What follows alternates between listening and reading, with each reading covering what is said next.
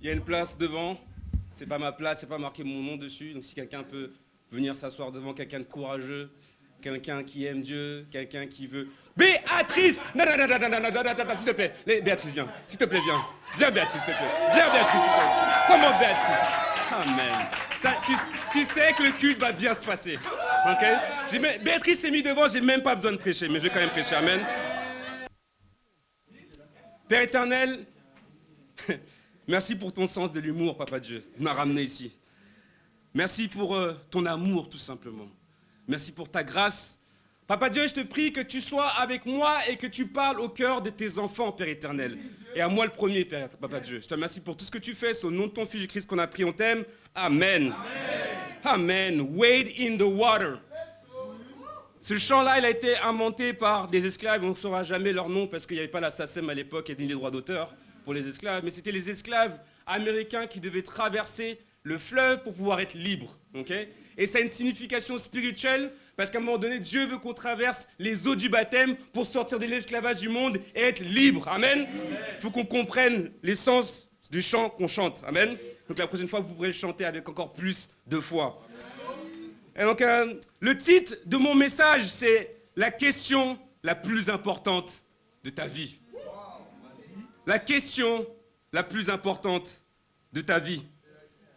Certains pensent que la question la plus importante de leur vie, c'est qui va remporter la Coupe du Monde. La France ou le Maroc? Il y en a pour qui la question la plus importante de leur vie, c'est est-ce que Dieu existe? Il y en a pour qui c'est « veux-tu être ma petite amie ?» Il y en a pour qui c'est la question la plus importante, c'est « veux-tu m'épouser ?» Et j'espère que l'année prochaine, j'entendrai cette question posée plusieurs fois. Amen. Ça devrait être la question que vous aimeriez. Pas peut-être la plus importante, mais que vous aimeriez entendre. Amen. Et en plus, après qu'elle ait répondu oui, au fait que elle veut t'épouser, 8 ans après de mariage, un soir dans la cuisine, elle va te poser la question « Est-ce que tu m'aimes ?» Oui, je t'aime, Sandra Toto. Pour certains, la question la plus importante, c'est, quand ils sont en train de prêcher, c'est « Est-ce que vous êtes zélés ?» J'ai pas besoin de savoir ça aujourd'hui, ça m'importe pas. Ça importe Dieu. Des fois, ils posent la question « Est-ce que vous êtes là ?» J'ai pas à vous poser la question parce que je sais qu'aujourd'hui, l'Église est là. Est-ce que vous êtes avec moi? J'ai pas besoin de vous poser la question, je sais que vous êtes avec Dieu. Amen. Après un moment de formation, on est en train de s'aider dans l'église, donc on ouvre la Bible, on essaye d'aider la personne, de l'encourager, parfois de la corriger. Et on aime bien poser cette question à la fin. Qu'est-ce que tu penses? Après un moment de formation bien salé, comment tu te sens? Pour certains, la question la plus importante, c'est est-ce que Dieu m'aime? Est-ce que je peux changer? Est-ce que je peux vraiment diriger? Est-ce que j'ai vraiment été choisi? Est-ce que rester fidèle jusqu'au bout, ça en vaut la peine? Est-ce que tous ces sacrifices, ça en vaut vraiment la peine? Est-ce que je devrais étudier à la fin de ce culte? Est-ce que je dois vraiment être baptisé? Et je veux t'épargner cette charge en répondant oui à toutes ces questions. Oui, tu as été choisi. Oui, Dieu t'aime. Oui, tu dois changer, tu vas changer. Oui, le paradis existe. Oui, Dieu existe. Oui, il veut une relation avec toi. Oui, tu dois étudier la Bible à la fin de ce culte et être baptisé. Amen. Alors, si on a déjà la réponse à ces questions, quelle est la question la plus importante de ta vie? Est-ce que tu crois que Jésus est le Messie, qu'il est né d'une vierge, qu'il a vécu sur cette terre sans péché, qu'il est mort pour le pardon de tes péchés, et qu'au bout du 3e jour, il est ressuscité, et que maintenant, il est assis à la droite de Dieu? Est-ce que c'est ça la question la plus importante? Ou est-ce que c'est, quelle est ta bonne confession? C'est 2 questions qui sont importantes. C'est des questions que la plupart d'entre nous, si tous, rêvons de poser chaque dimanche. C'est la raison qu'un jour, on entendra poser dans l'église chrétienne internationale de Paris chaque jour. Mais est-ce que c'est vraiment les questions les plus importantes? La question la plus importante de ta vie, ce n'est pas un homme qui va te la poser. C'est Jésus-Christ. quand tu vas arriver dans ce sas, et qu'au bout de ce sas, il y a les portes d'entrée au paradis. Et j'imagine 2 colonnes avec des escaliers. Et Jésus qui ouvre la porte du paradis et qui descend les sas et qui descend l'escalier. Et toi qui es seul dans ce sas et Jésus face à toi. Il prend ta propre Bible. Il te la tend. Et tu peux voir encore dans sa main le trou des clous sur lesquels il a été cloué. Et il te tend ta propre Bible. Et il te pose la question, est-ce que tu m'as aimé? C'est ça la question la plus importante de ta vie. C'est ça la question à laquelle tout le monde veut répondre positivement. Et j'espère que je ne suis pas le seul à penser au paradis. Moi, je vois un sas et je vois un escalier. Et je vois Jésus qui te regarde droit dans les yeux et qui te pose une question. Est-ce que tu m'as aimé? Amen. Et je veux être prêt personnellement à pouvoir répondre à cette question quand mon heure sera venue. Et j'espère que vous voulez être prêts pour ça aussi. Mais on va se préparer pour ça aujourd'hui au travers de 3 points. Pour répondre positivement à cette question, il faut l'obéissance maintenant, l'humilité maintenant et les sacrifices maintenant. Premier point, l'obéissance. Matthieu 22, à partir du verset 36.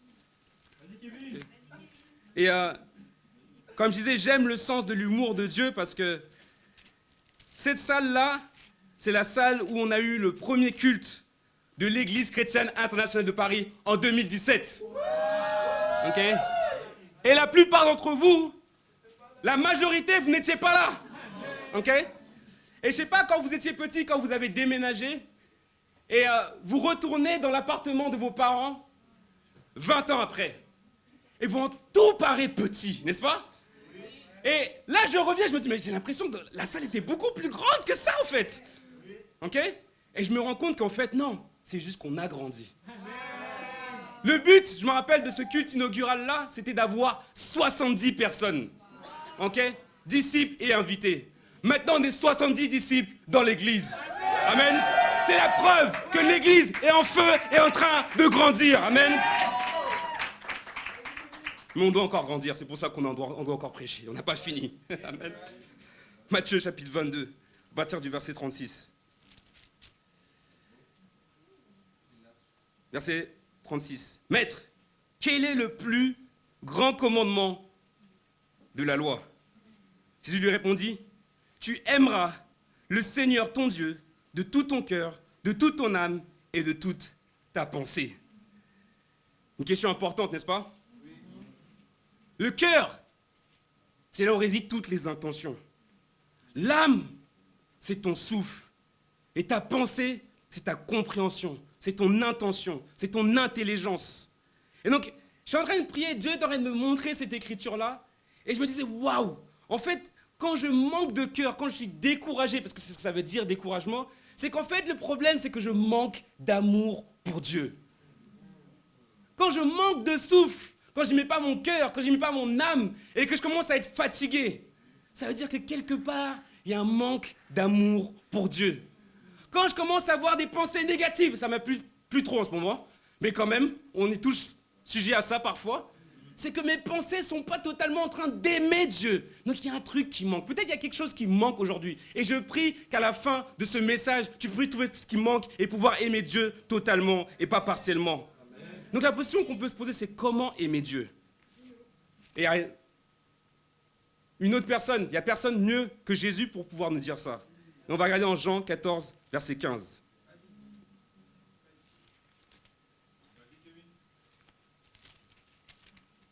Jean 14, verset 15. Si vous m'aimez, respectez mes commandements. Si vous m'aimez, respectez mes commandements. Le langage d'amour de Dieu, c'est quoi? C'est l'obéissance. Qu'est-ce qui compte pour Jésus? C'est ton obéissance.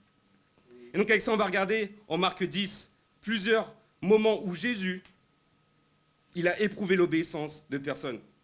Et j'ai oublié de dire, c'est un endroit spécial parce que c'est aussi l'endroit où Béatrice a répondu aux 2 questions importantes de sa vie Parce que ce jour-là, il y a eu 3 baptêmes, et dont un qui était celui de Béatrice. Okay. Et elle est toujours là, toujours fidèle et plein de foi et assise devant. Amen. Donc j'aime bien Dieu, il est nostalgique avec nous, il nous aime. Amen. Marc 10, à partir du verset 17. C'est Noël, tout ça, mais c'est le moment de se concentrer sur Jésus. Chaque moment de l'année, c'est le moment de se concentrer sur Jésus. Okay? Mais encore plus à ce moment-là. Marc 10, à partir du verset 17. Comme Jésus se mettait en chemin, un homme accourut et se jeta à genoux devant lui. « Bon maître, lui demanda-t-il, que dois-je faire pour hériter la vie éternelle ?» C'est la question la plus intelligente que tu puisses poser à Dieu. Comment faire pour avoir la vie éternelle? Et ce jeune homme-là était riche. Donc il était jeune, c'était un homme, et il était riche. Donc pourquoi étant jeune, étant riche, il vient poser la question à Jésus, comment faire pour avoir la vie éternelle? Il y a plein d'autres choses qu'il pourrait faire. Il y a plein d'autres choses dont il pourrait profiter. Mais il a été intelligent, pourquoi? Parce qu'il a compris que sans avoir une vie avec Dieu pour l'éternité, cette vie sur terre, elle sert à rien. Et mon cœur, et je prie que vous compreniez aujourd'hui que sans avoir une relation avec Dieu, tu ne peux pas avoir la vie éternelle au final. La Bible nous dit quoi ici, par la suite? Verset 18, Jésus lui dit, « Pourquoi m'appelles-tu bon? Personne n'est bon si ce n'est Dieu seul. Tu connais les commandements. Tu ne commettras pas d'adultère, tu ne commettras pas de meurtre, tu ne commettras pas de vol, tu ne porteras pas de faux témoignages. Tu ne feras de tort à personne, honore ton père et ta mère. » Il lui répondit, « Maître, j'ai respecté tous ces commandements dès ma jeunesse. » L'ayant regardé, Jésus l'aima. Et il lui dit, « Il te manque une chose. Va vendre tout ce que tu as, donne-le aux pauvres, et tu auras un trésor dans le ciel. Puis viens, charge-toi de la croix et suis-moi. » Vous savez, ce passage-là, il me marquera toujours. Les gens, ils viennent, ils posent des questions à Jésus. Vous savez, il y a beaucoup de personnes qui posent des questions, mais qui n'ont pas beaucoup d'action envers Dieu. Ici, Jésus vient le défier, il vient défier son obéissance. Mais ce qui me touche le plus, c'est qu'au verset 21, la Bible dit que Jésus, l'ayant regardé, il l'aima. Donc on comprend une chose ici, c'est que l'amour de Dieu ne dépend pas de ta connaissance biblique. L'amour de Dieu ne dépend pas du fait que tu connaisses ta Bible par cœur. Okay? L'amour de Dieu est indépendant de ton passé, de tes erreurs, de ton passé familial, de ton statut social, de ton diplôme, de quoi que ce soit que tu possèdes. Dieu t'aime sans question. Mais la question n'est pas là aujourd'hui. La question c'est, est-ce que tu aimes Dieu? Tu peux connaître les Écritures et avoir tout juste, mais s'il manque quelque chose, ça ne marche pas. Tu peux connaître la Bible par cœur, mais si tu n'as jamais été fait disciple de Jésus-Christ et baptisé conformément à la Bible, ça ne marche pas. Tu peux être sauvé conformément aux Écritures, être un disciple de Jésus-Christ. Mais si ta vie n'est pas en train de sauver d'autres personnes, ça ne marche pas. Tu peux passer la journée à étudier la Bible avec des gens. Tu peux sacrifier ta vie pour sauver des âmes. Mais si tu ne pardonnes pas ton mari, tu ne pardonnes pas ta femme, tu ne pardonnes pas ta sœur, tu ne pardonnes pas ton frère avec qui tu vis, ça ne marche pas.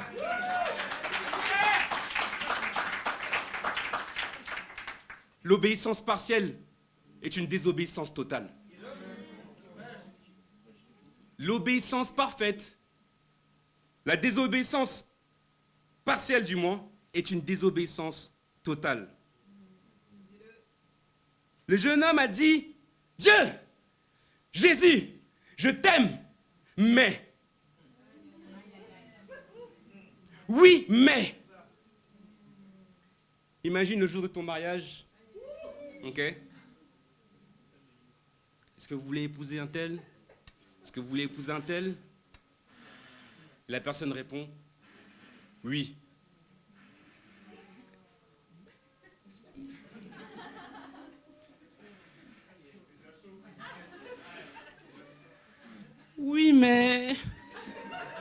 peut y avoir mariage. Et c'est la même chose dans notre relation avec Dieu. C'est marrant, ceux qui sont mariés sont en train de se regarder. Mais le premier mariage, c'est notre relation avec Dieu. Amen. Et imaginez ce mariage-là avec Dieu et vous répondez oui, mais. Et il y a trop de oui, mais dans notre vie. Ok? Dieu, en fait, voulait lui donner sa vraie identité. Sa vraie identité, c'était pas un jeune homme riche. Sa vraie identité, c'était adorateur de Jésus-Christ. Sa vraie identité, ça aurait été disciple s'il avait obéi, s'il avait accepté et n'avait pas dit oui, mais. Quel est ton oui, mais ce matin? J'aime Dieu. Oui, mais je suis trop jeune. Non, t'es pas trop jeune. Tu dois juste porter tes attentions vers ton Créateur. J'aime Dieu, oui, mais je suis athée.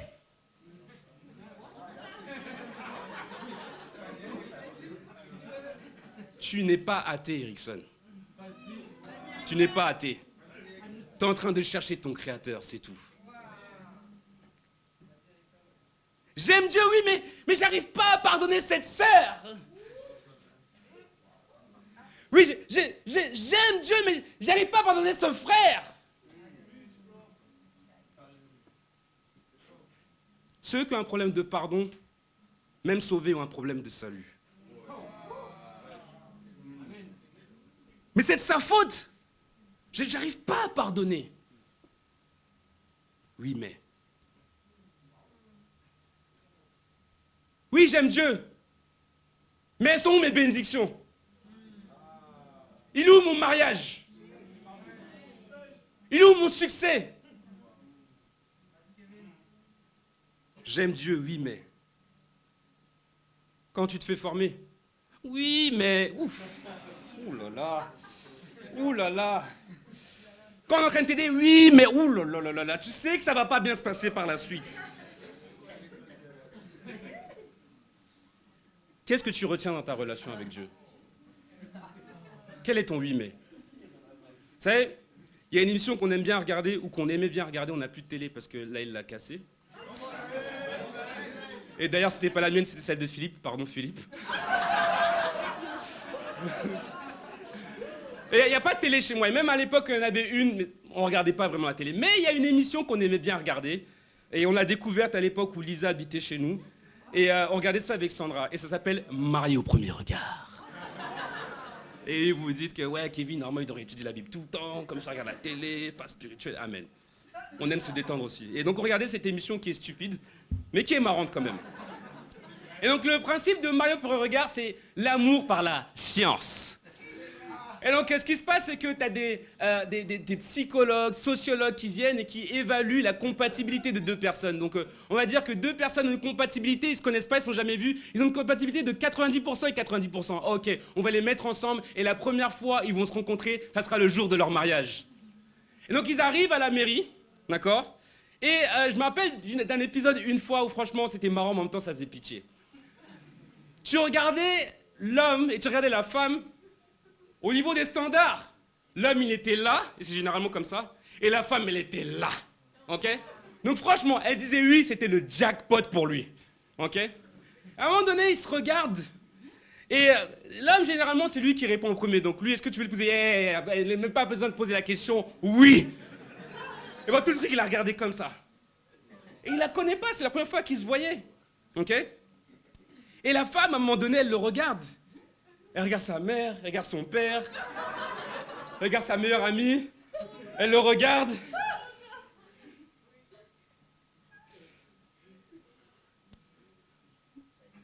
Oui. Et après ça, il y a et entre le moment où elle le regarde, un moment elle dit oui, il y a la pub, tu vois. Et puis après, comme ça se garde le suspense. Et à un moment donné, elle revient, puis elle dit oui. Et c'est ce qu'il a répondu, le gars? Merci, merci. Après, il y a une autre pub, après ils reviennent, d'accord? Et c'est la soirée, ok? Donc on est censé faire la fête, ils sont mariés, n'est-ce pas? Et il y a une longue table où ils sont deux, et puis elle est au fond de la table, elle part avec ses amis, elle regarde son mari en chien de faïence, tu vois? Et lui, il est seul, en train de manger. Elle se dit, ouais, je crois que j'ai fait une erreur, en plus, regarde, ça dégaine, tu vois? Et le gars, il est là, tu sais, et franchement, je regarde le truc, je me dis, c'est forcément obligé, c'est des acteurs. Mais il y a quand même une leçon spirituelle dedans. Après vient le moment de la nuit de noces, ok? Le moment d'être intime. Donc ils vont dans la chambre, et la femme me dit, je peux prendre une autre chambre parce qu'en fait il faut qu'on apprenne à se connaître. Et donc pas d'intimité avec le gars, rien du tout. Ok? C'est ridicule, n'est-ce pas? Mais parfois c'est notre relation avec Dieu. Parfois Dieu il est là, il nous regarde, il dit oui, et c'est nous qui allons rapporter le jackpot au final. C'est pas Dieu. C'est à nous qu'elle bénéficie la relation.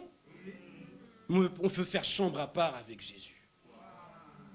On n'est pas sûr qu'il nous aime véritablement. J'aime Dieu, mais oui, mais est-ce qu'il m'aime? Parfois on est là, Dieu veut célébrer avec nous, c'est le moment d'être positif, d'être joyeux. Et Dieu est là, il est en train de parler de sa nouvelle femme, de l'église chrétienne internationale de Paris, il est en train de parler de toi. Amen. Et nous on regarde et on se dit, ouais mais, est-ce que c'est vraiment le moment de faire la fête avec Jésus en ce moment? Parfois ça peut être notre relation avec Dieu.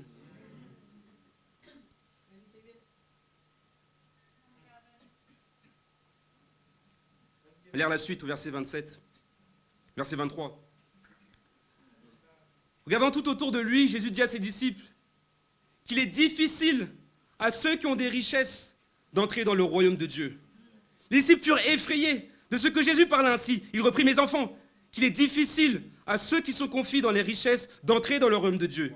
Il est plus facile à un chameau de passer par un trou d'aiguille qu'à un riche d'entrer dans le royaume de Dieu. Les richesses, c'est toutes les choses qu'on ne veut pas donner à Dieu. Il ne s'agit pas seulement de l'argent, il s'agit de ton attitude. Il s'agit des décisions que tu prends chaque jour. Dieu veut cette richesse. Il veut prendre cette identité que tu avais auparavant et te donner une nouvelle identité, qui est l'identité d'avoir une relation avec lui. Verset 26, les disciples furent encore plus étonnés et se dirent les uns aux autres, qui donc peut être sauvé? Jésus les regarda et dit, aux hommes, cela est impossible, mais non à Dieu. Car tout est possible. Car tout est possible. Amen. Oui, mais seulement à ceux qui obéissent, tout est possible à Dieu. Tu peux avoir une relation avec Dieu aujourd'hui. Obéis aujourd'hui. Le défi, c'est décide de donner ce que tu retenais à Dieu. Décide de donner ton cœur entièrement à Dieu. Décide d'étudier la Bible, de mettre en pratique la Bible et d'obéir à la parole de Dieu. Décide de le faire pour toi, décide de le faire pour ta femme, décide de le faire pour ta famille. Obéis à Dieu. Deuxième point, l'humilité. Jean chapitre 13, l'humilité. Des fois, ce mot-là, humilité, ça pique. Ok? C'est parce qu'on est orgueilleux. Mais regardons l'exemple de Jésus. Quand on te dit sois humble, ouf, sois humble. Sois humble. Okay? Jean 13, verset 1. Avant la fête de la Pâque, Jésus, sachant que son heure était venue de passer de ce monde au Père, et ayant aimé ceux qui lui appartenaient dans le monde, les aima jusqu'à l'extrême. La Bible dit que Jésus a aimé les disciples jusqu'à l'extrême. Nous avons la preuve que que Jésus nous aime jusqu'à l'extrême, jusqu'au point de mourir pour nous. Mais encore, là n'est pas la question de savoir si Dieu nous aime, la question c'est, est-ce que tu aimes Dieu?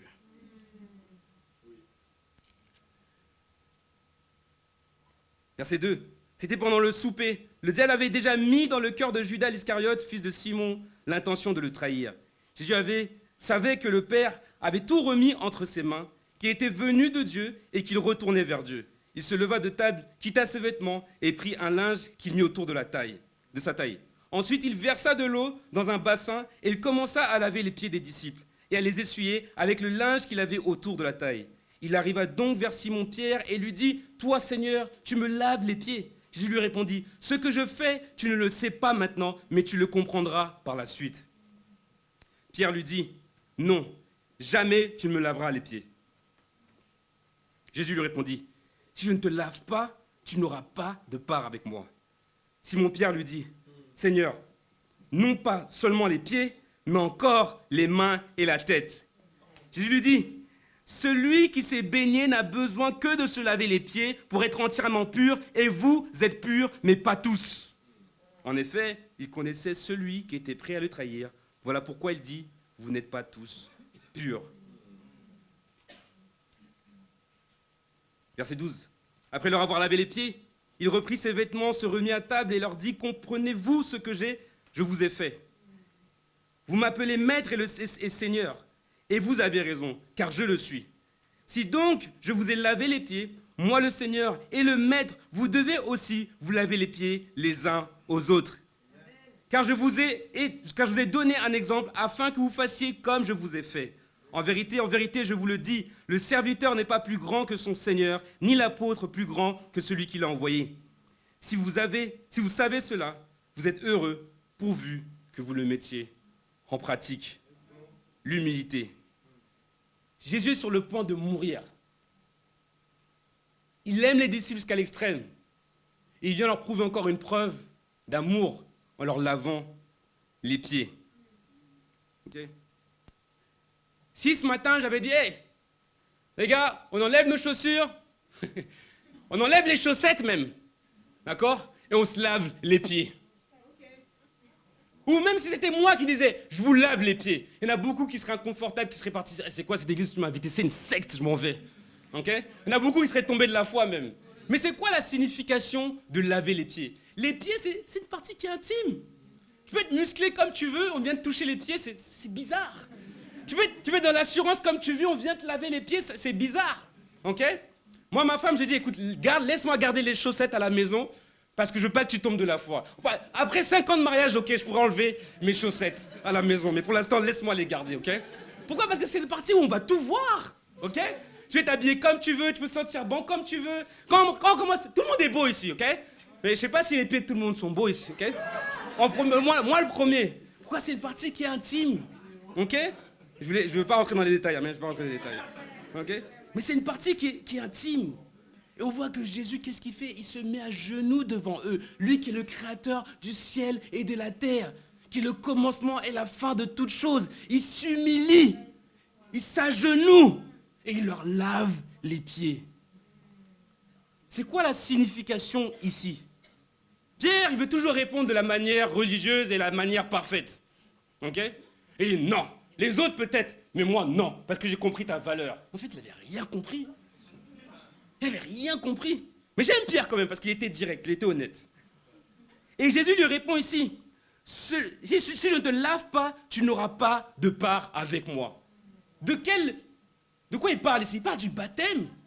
Sans être baptisé en tant que disciple, tu ne peux pas avoir de part avec Jésus-Christ pour la vie éternelle. Ok? Ensuite, il dit une chose. Celui qui s'est baigné n'a besoin que de se laver les pieds. C'est les mêmes pieds avec lesquels Jésus les a envoyés. Il a dit, vous ne prenez pas de sandales, pas de souliers, et allez partager votre foi. Et ils sont revenus les pieds sales, et Jésus est venu laver leurs pieds.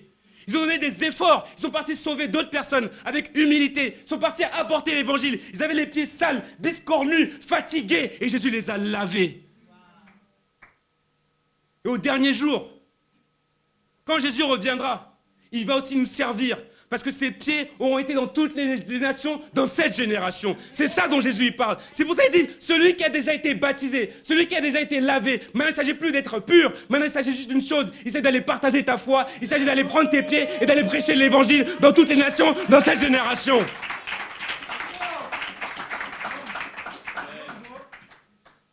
Est-ce que tes pieds sont sales aujourd'hui parce que tu as tellement partagé ta foi?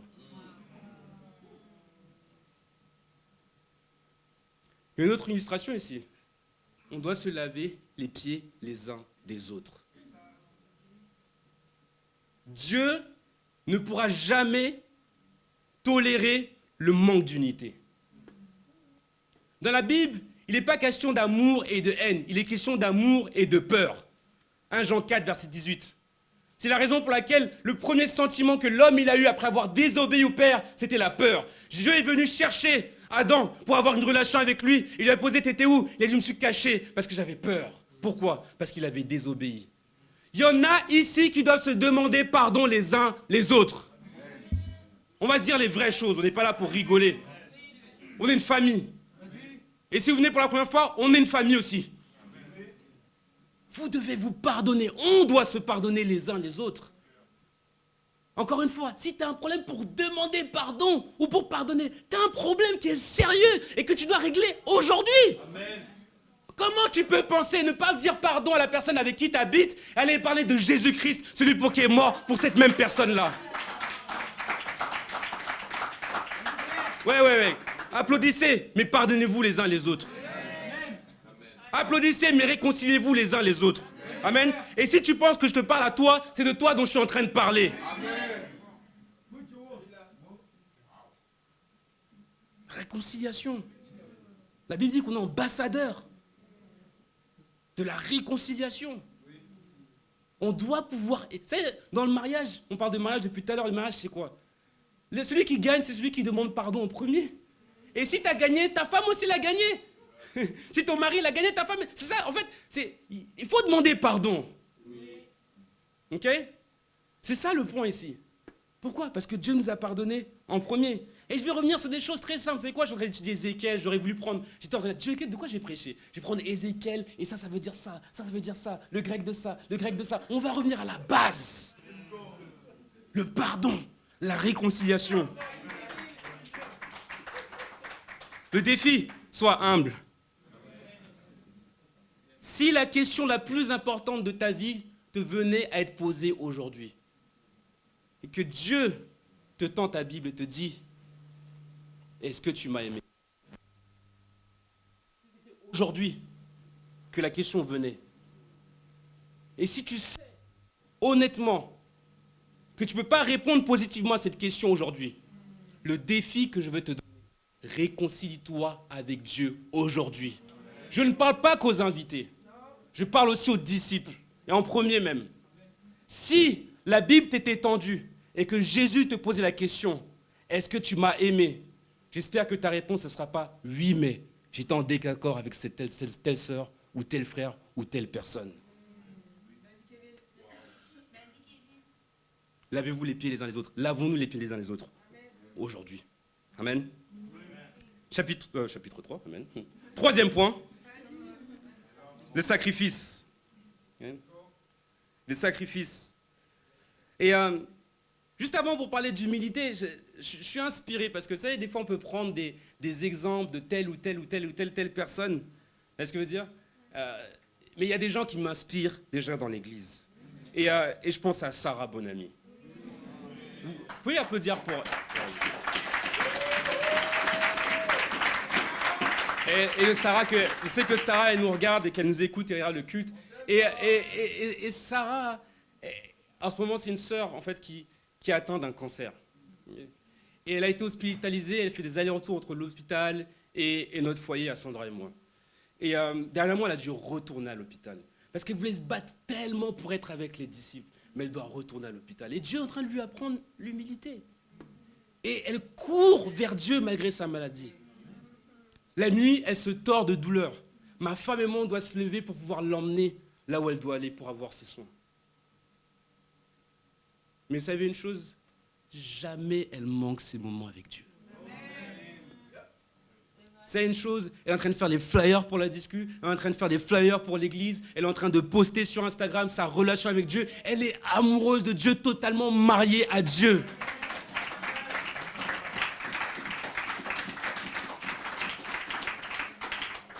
Je pense à Cassidy Olmos. Le Olmos, en ce moment, sont en train d'avoir un culte à Barcelone, ils sont en équipe missionnaire, là, dans cet instant même. Okay. Et je pense juste à son cœur, son humilité de venir servir dans un pays qui n'est pas le sien, de suivre son mari dans les endroits les plus fous, de chercher à réconcilier tout le monde, à aimer tout le monde. Et je suis inspiré par sa relation avec Dieu, et surtout par son humilité. Les deux personnes qu'on doit imiter, tous, et moi le premier. Troisième point, le sacrifice. Jean chapitre 21. Le sacrifice.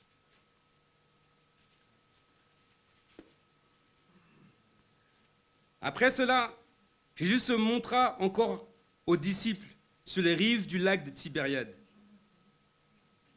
Voici de quelle manière il se montra.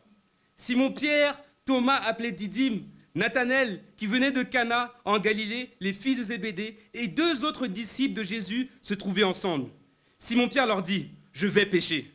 Ils lui dirent, nous allons aussi avec toi. À chaque fois que je lis ces passages-là, peut-être c'est le seul à rigoler parce que je suis un geek un peu de la Bible, mais ça me fait tellement rire. Pourquoi? Parce que ce qu'on voit ici, c'est que Pierre, il dit qu'il va aller pêcher. Il va aller pêcher du poisson, ok? Mais ici, les disciples, ils disent, ok, on va aller avec toi. Et j'imagine tout simplement Pierre qui dit qu'il va aller pêcher, vraiment dans le sens spirituel, parce qu'il a été pêcher.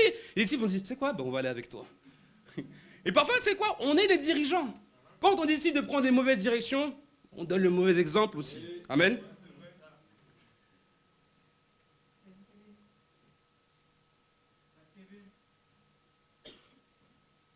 Ils lui dirent, nous allons aussi pêcher avec toi. Ils sortirent et montèrent aussitôt dans une barque. Mais cette nuit-là, ils ne prirent rien. C'est difficile quand tu vis ta vie sans Dieu. Verset 4. Le matin venu, Jésus se trouva sur le rivage. Mais les disciples ne savaient pas que c'était lui. Il leur dit, les enfants, n'avez-vous rien à manger? Ils lui répondirent, non. Il leur dit, jetez le filet du côté droit de la barque et vous trouverez. Ils leur jetèrent donc et ils ne parvinrent plus à le retirer, tant il y avait de poissons. Alors le disciple que Jésus aimait dit à Pierre, c'est le Seigneur. Quand on fait référence ici au disciple que Jésus aimait, Jean est en train de parler de lui-même. Amen. Amen. C'est celui qui raconte les victoires, qui raconte l'histoire. Donc amen, il est resté fidèle jusqu'au bout. Okay. Dès qu'ils eurent entendu que c'était le Seigneur, Simon-Pierre remit son vêtement et sa ceinture, car il s'était déshabillé et se jeta dans le lac. Donc, Pierre, il était loin de Dieu. Okay. Jésus lui a dit, hey, regarde, c'est toi qui vas être le chef, c'est toi qui vas aider les autres, tu vas aller faire de toutes les nations des disciples. Et lui, il a dit quoi, Pierre? Il a dit, tu sais quoi, je vais retourner à mon ancienne vie, je vais aller pêcher. Et là, on voit qu'il allait à la pêche, mais qu'il n'était pas habillé. Pourquoi? Pourquoi tu t'es déshabillé? C'était quoi le but? Ça veut dire quoi? Quand on est loin de Dieu, quand on est dans le péché, on devient bizarre. C'est ce qu'on est en train de voir ici.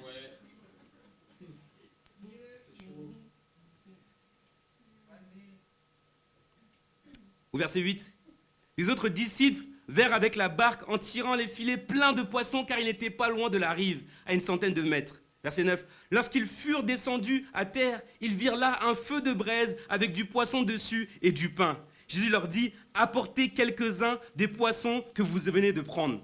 Simon-Pierre monta dans la barque et tira le filet plein de 153 gros poissons à terre.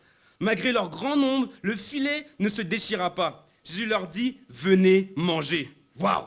Aucun des disciples n'osait lui demander, qui es-tu? Car il savait que c'était le Seigneur. Jésus s'approcha, prit le pain et leur en donna. Il fit de même avec le poisson. C'était déjà la 3e fois que Jésus se montrait à ses disciples depuis qu'il était ressuscité. Donc ils ont vu Jésus déjà ressuscité 3 fois, retourné d'entre les morts. Il a donné preuve, il est venu 3 fois, c'était la 3e fois. Mais ils n'ont pas reconnu Jésus. Et vous savez quoi? C'est pas un problème. Jésus a dit, allez à la pêche. C'est marrant parce que c'est la première fois qu'ils se sont rencontrés, c'était comme ça aussi. Et là, il refait ce miracle une fois de plus. Et là, t'as Pierre qui se dépêche et qui ramène les 153 poissons. Et là, il dit, ah mince, je connais ce miracle. Ça me rappelle quelque chose. Ah, ça va être chaud pour nous. Et la gens qui dit, hé, regardez, c'est Jésus. Oh là là, laisse-moi me rhabiller. Waouh. Et ils reviennent comme avec les poissons. Et tu sais, c'est comme quand tu vas dans un moment de formation, t'as envie dans un bon restaurant. Tu sais que tu vas te faire former. Et là, il y a Jésus qui arrive. Du moins, les disciples qui arrivent, ils sont tombés de la foi. Jésus a marché avec eux pendant 3 ans et demi.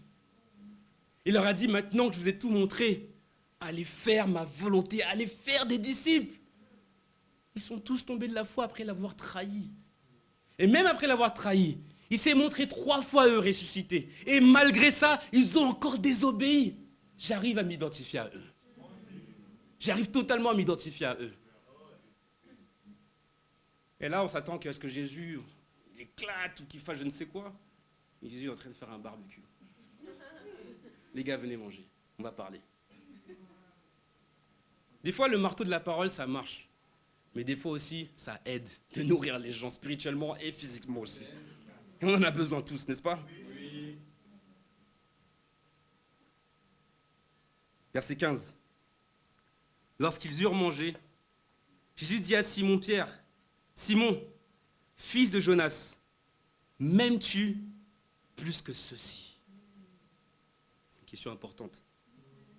Il lui répondit, oui Seigneur, tu sais que j'ai de l'amour pour toi. Jésus lui dit, nourris mes agneaux. Il dit une deuxième fois, Simon, fils de Jonas, m'aimes-tu? Pierre lui répondit, oui Seigneur, tu sais que j'ai de l'amour pour toi. Jésus lui dit, prends soin de mes brebis. Il lui dit la troisième fois, Simon, fils de Jonas, as-tu de l'amour pour moi? Pierre fut attristé de ce qu'il lui avait dit la troisième fois. As-tu de l'amour pour moi? Et lui répondit, Seigneur, tu sais tout. Tu sais que j'ai de l'amour pour toi. Jésus lui dit, nourris mes brebis. En vérité, je te le dis, quand tu étais plus jeune, tu mettais toi-même ta ceinture et tu allais où tu voulais. Mais quand tu seras plus vieux, tu tendras les mains et c'est où tu tendras les mains et c'est un autre qui attachera ta ceinture et te conduira où tu ne voudras pas. Il dit cela pour indiquer par quelle mort Pierre révélerait la gloire de Dieu. Puis il dit, suis-moi. Sacrifice. Nourris mes agneaux. Prends soin de mes brebis. Nourris mes brebis. Ça, c'était le cœur de Jésus avant de partir.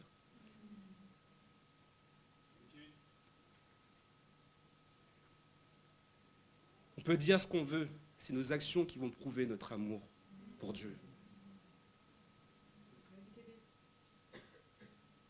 Jésus est en train de parler de quoi ici? Il parle des agneaux, il parle de l'Église. Prenez soin les uns des autres. Lavez-vous les pieds les uns des autres. Aimez-vous les uns les autres. Pardonnez-vous les uns les autres. Il dit, prends soin de mes brebis, nourris-les. Il est en train de parler des brebis qui sont dispersées dans le monde et qui ne connaissent pas Dieu. Des gens qui ont vécu sans père, sans mère. Des gens qui vont passer Noël seuls, sans famille. Vous savez, en 2014, quand j'ai été baptisé, je lisais la Bible juste avant et je lisais Acte 2. Et j'étais caché dans le grenier de mes parents parce que j'avais trop peur d'aller vers les autres. Et je lisais Acte 2, j'ai vu l'amour qu'il y avait dans l'église. J'ai vu la famille qu'il y avait. J'ai vu le partage. J'ai dit, Dieu, tu sais quoi? J'ai trop étudié la Bible. Soit ça, c'est la vérité. Et donc, tu vas me montrer des gens qui sont en train de faire ça. Ou soit ça, c'est un mensonge et ça n'existe pas. 2 semaines après, Anthony Olmos a partagé sa foi avec moi. Et je suis arrivé dans une église de 10 personnes. Mais j'ai vu une chose. Il y avait l'amour. Il y avait le partage, il y avait le pardon. C'est le même partage et pardon que je vois encore dans l'église aujourd'hui. Mais multiplié parce qu'on est beaucoup plus. C'est ça la base de toute chose. C'est notre amour pour Dieu. On rêvait d'être ce nombre de personnes-là. Parce qu'on était les 10 mêmes personnes à se regarder. Et Philippe peut le dire, il a fait tout ce qu'il pouvait pour pouvoir diriger l'église. Et il l'a fait avec courage et honneur. La question la plus importante de ta vie. Est-ce que tu m'aimes? Et je sais que l'Église aime Dieu. Parce que vous avez explosé la collecte spéciale cette année. Amen.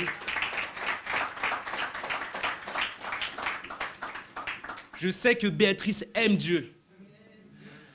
Parce qu'après 5 ans, elle est encore là aujourd'hui. Et qu'elle est fidèle. Je sais que l'Église travaille dur. Et qu'elle rêve d'une chose. C'est de faire de toutes les nations, à commencer par la France, des disciples de Jésus-Christ. Pour qu'ils puissent rentrer dans une famille où il y a de l'amour, le pardon et le partage. Où il y a l'obéissance. Là où il y a l'humilité. Et là où il y a des sacrifices.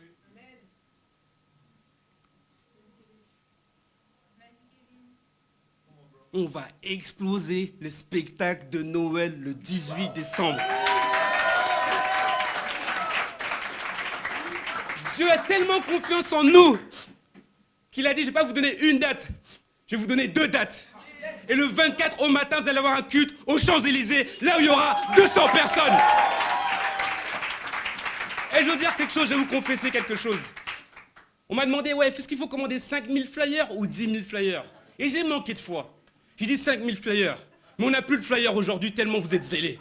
Donc du coup, on va recommander des flyers pour le 24, amen.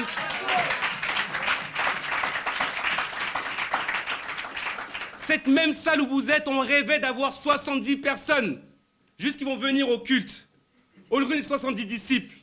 On va avoir 2 dates où il y aura 200 personnes à chaque date.